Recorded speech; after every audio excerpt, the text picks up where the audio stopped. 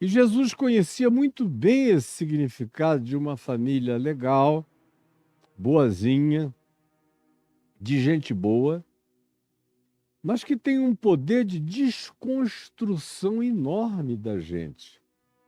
Porque ele próprio, Jesus, teve essa experiência.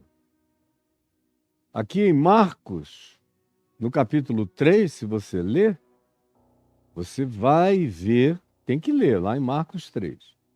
Tem que ler que chegou a notícia para a mãe de Jesus e para os irmãos de Jesus que ele não tinha tempo para comer, nem para beber, nem para dormir, que ficava curando gente de dia e de noite, que as multidões se atropelavam à porta dele e que ele não parava de fazer o bem dioturnamente. Tinha virado uma espécie de gadareno celestial, fazendo o bem o tempo todo, de dia e de noite, libertando gente para todo lado. Aí Maria e os irmãos disseram, está escrito em Marcos, no capítulo 3.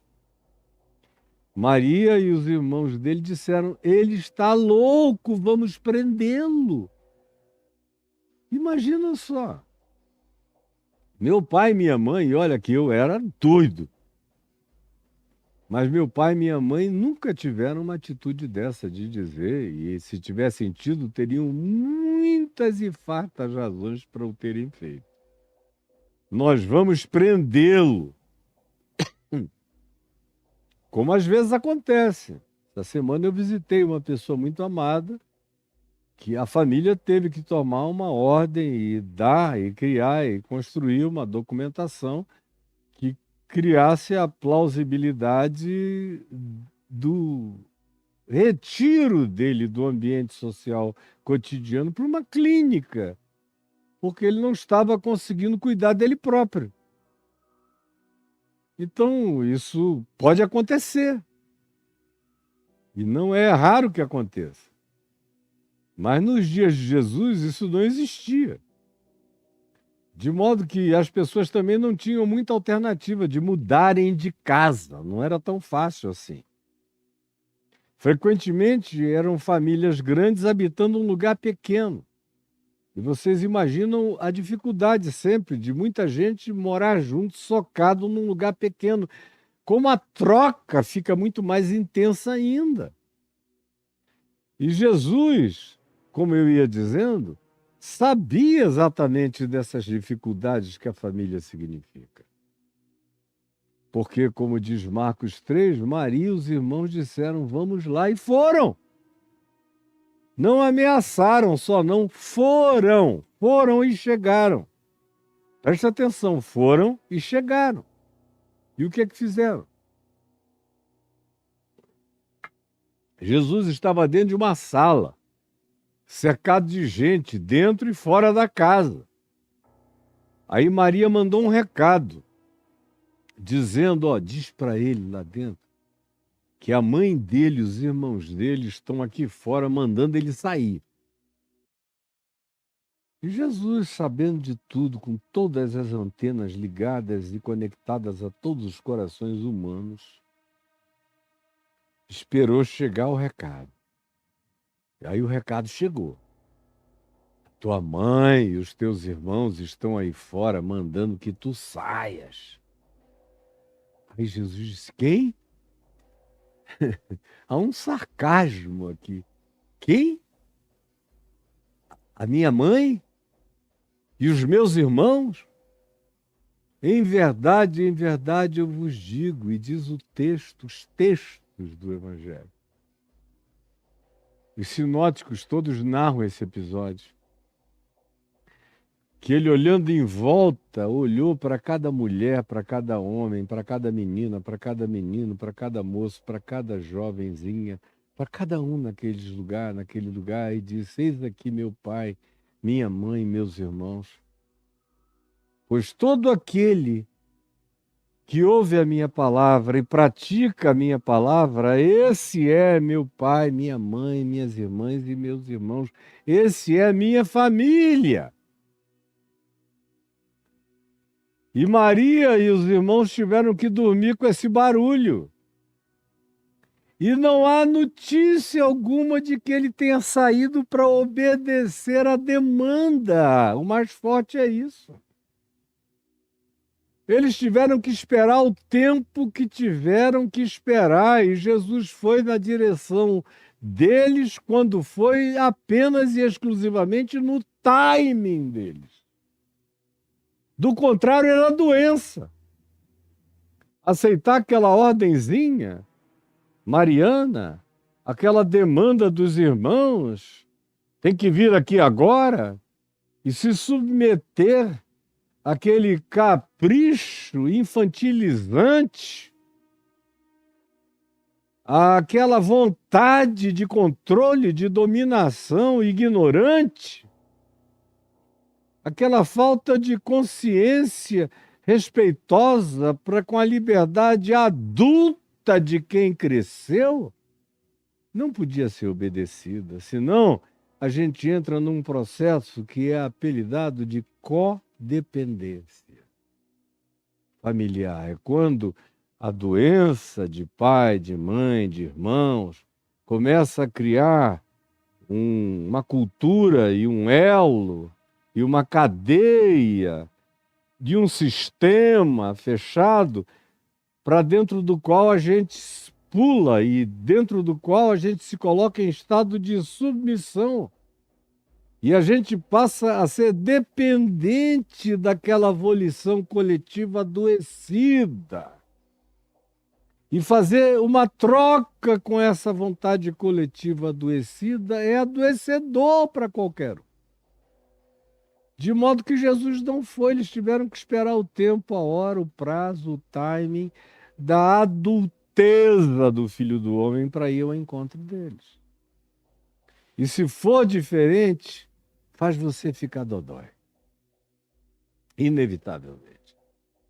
Lá em João, aqui no Evangelho de João, no capítulo 7, você vê o seguinte, está dito, que os irmãos de Jesus disseram, quem é que, tendo o que tu diz que tu tens, os poderes que tu tens, os feitos que tu fazes, as palavras que tu carregas, tendo tudo isso, fica fazendo os seus feitos em oculto, em aldeias pequeninas da Galiléia, de outros lugares distantes.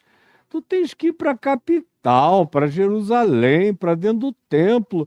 Se é isso que tu fazes, é mais ou menos o conselho de Satanás em Mateus do capítulo 4. Vai para o pináculo do templo. Vai para o átrio, vai para onde está o povo, vai para um lugar de visibilidade, vai e pratica o marketing da maior reconhecibilidade possível.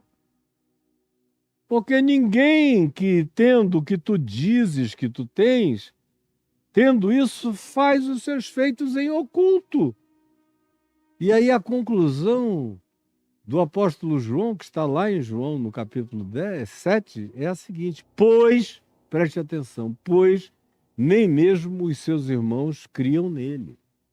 Pois nem mesmo os seus irmãos criam nele. É por isso que Jesus, escolado disso, não só pela experiência de todos os profetas e homens e mulheres de Deus no Velho Testamento e à volta dele, no mundo dele e sob a observação dos olhares dele, experimentavam e reproduziam e ensinavam a mesma coisa que ele veio a afirmar peremptoriamente, a saber, que nenhum profeta é profeta na sua própria terra, nem entre os seus, nem na sua própria casa, nem na sua própria família. É o lugar onde você é, por último, reconhecido. Por último, reconhecido é na sua casa. É o lugar da maior resistência. A família é um ambiente escatológico radical mais profundo que a gente tem, deixa eu lhe dizer. A família é um ambiente escatológico radical mais profundo que a gente tem. A família é um ambiente escatológico aduzindo as últimas coisas, aos extremos. Mais radical que a gente possa ter é a família. Quando é para o bem, nos cura. Quando é para o mal, nos adoece mortalmente. Aí ele diz a esse homem: levanta, toma o teu leito e vai para a tua casa. Não é vai para uma casa, é vai para a tua.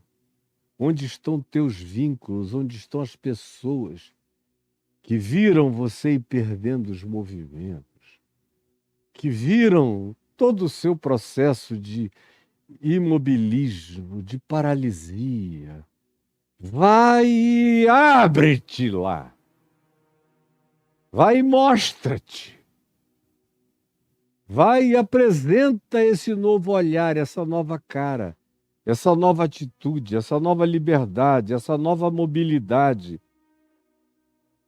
essa nova saúde, esse novo modo de ser. Vai e mostra e revela. Abre as páginas do Evangelho da tua vida para que eles leiam nos teus atos a boa nova de Cristo Jesus escrita nas ações da sua existência e nas novas perspectivas do teu olhar, das tuas interpretações, da tua vida, das tuas posturas, das tuas atitudes, do teu comportamento, do teu caráter, que vai expressar essa boa nova, esse evangelho inscrito com fogo de esperança no teu coração. Volta para a tua casa. Vai para a tua casa. Esse é o primeiro lugar que eu tenho que ir, é para a minha casa. Na esperança de encontrar lá um filho da paz.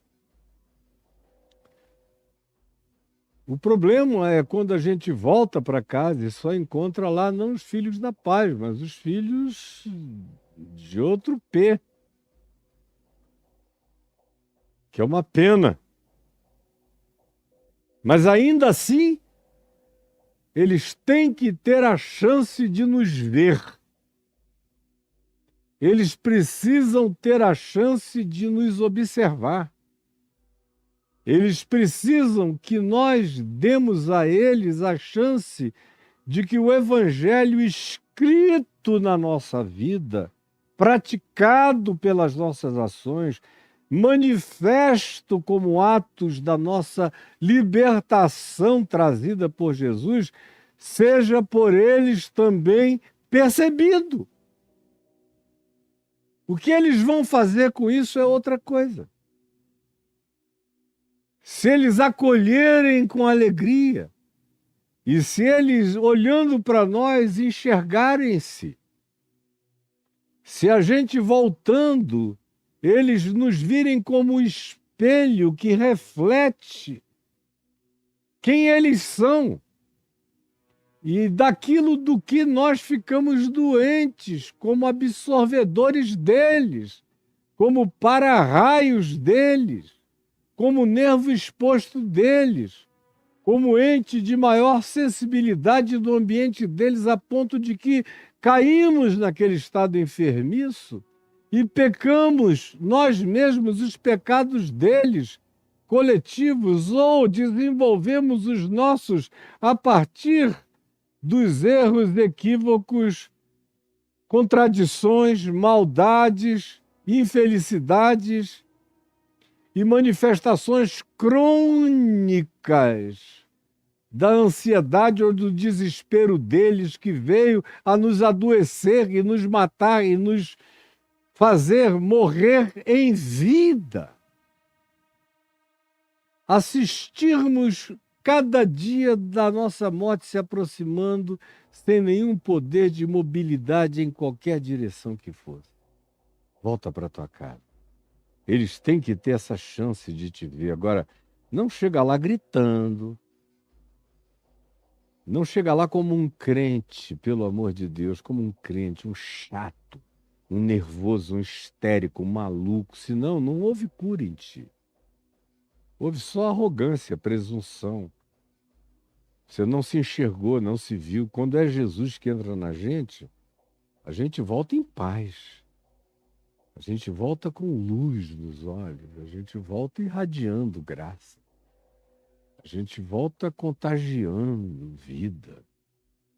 A gente volta como um choque ambulante do Evangelho do amor de Deus.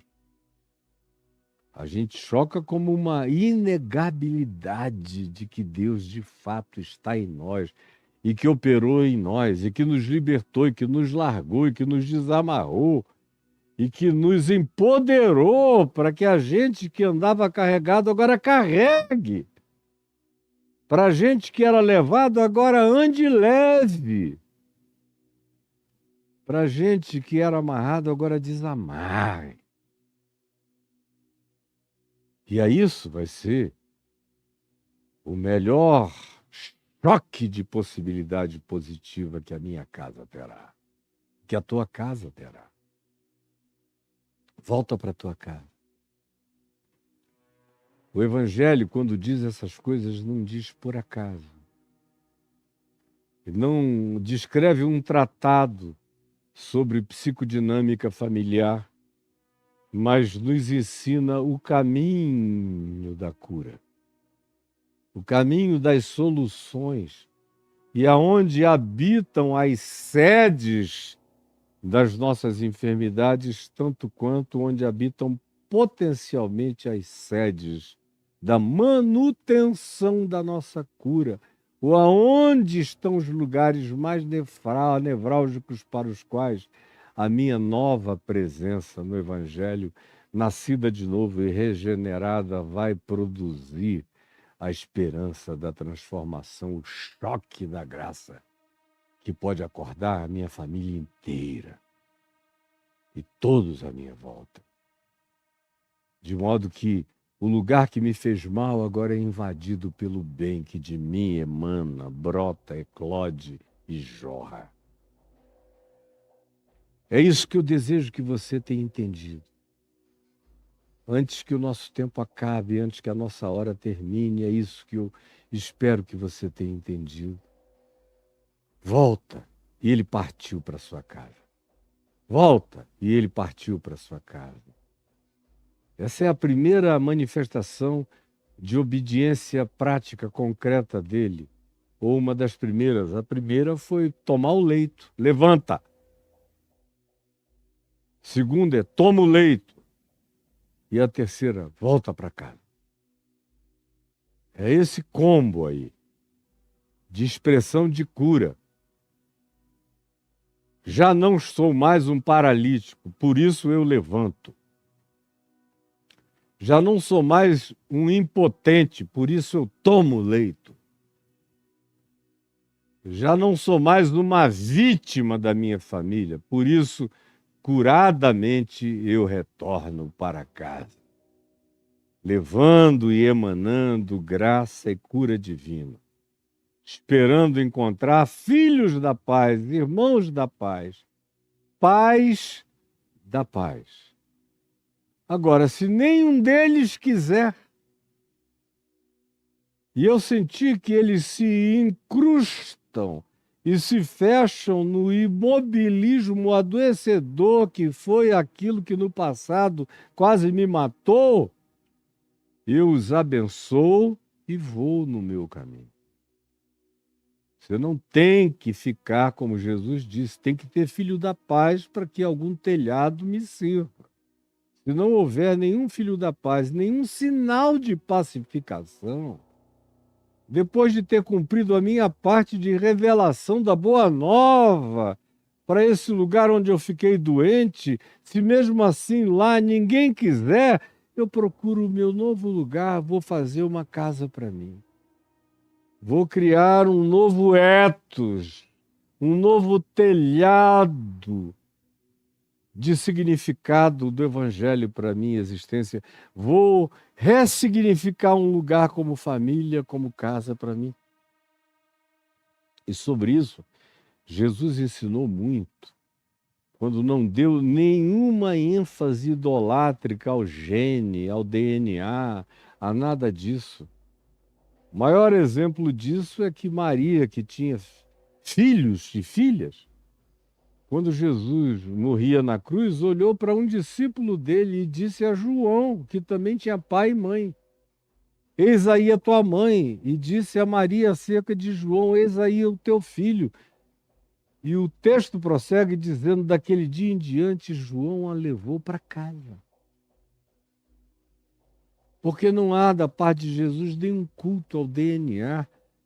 As relações são boas aonde elas são boas, e as melhores são onde existem as melhores. Isso é família. Isso é saúde. Isso é cura. Agora, às vezes, a gente tem que ter coragem de dizer: a continuidade aqui é adoecedora. Eu tenho que ter agora a coragem de ressignificar um lugar e chamá-lo de minha casa, de meu lar, e acender ali o meu fogo. Por isso é que o lugar do fogo é chamado de lareira. Lar é o lugar onde eu boto aquele fogo íntimo e me aqueço, me esquento, me aconchego. No lar eu tenho a minha lareira. E é aí que eu ressignifico o meu mundo, num lugar que me aconchegue. Eu espero, em nome de Jesus, que você tenha entendido o que eu falei. E que você tire todo o proveito possível desse evangelho simples e da graça de Deus que chegou até você.